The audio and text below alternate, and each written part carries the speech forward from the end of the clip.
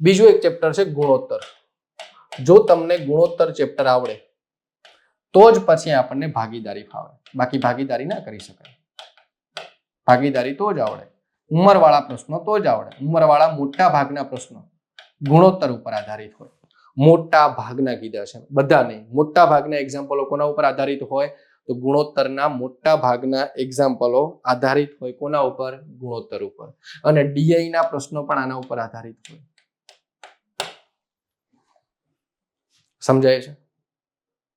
Okay, તો તમને એટલી વસ્તુ તો ખબર પડી ગઈ હશે કે ગણિત આપણને કેમ નથી આવડતું વર્ષોથી. ના આવડવાનું રીઝન આપણો પાયો કાચો છે.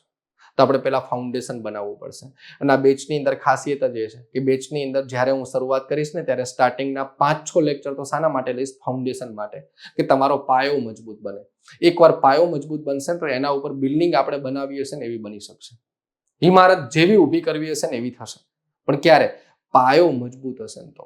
અને એટલા માટે આપણે જુઓ કે આપણી આજુબાજુમાં ઘર હોય, બિલ્ડિંગ હોય, કોમ્પ્લેક્સ હોય, કોઈ પણ વસ્તુ બનતી હોય, એમાં જેટલો કોઈ પણ બિલ્ડિંગ બનવામાં જેટલો સમય લાગે ને એમાં 50% સમય તો ક્યાં લાગે ખબર છે? જમીનની અંદર, જેને આપણે પાયો કહીએ. મહિના સુધી તો પાયામાંથી ખાલી આપણને સળિયા જ દેખાતા હોય, પણ એ વ્યક્તિને ખબર છે કે આ પાયો જો મજબૂત બનશે ને તો ઉપર બિલ્ડિંગ તો હું ગમે તેટલા માળની બનાવી શકીશ.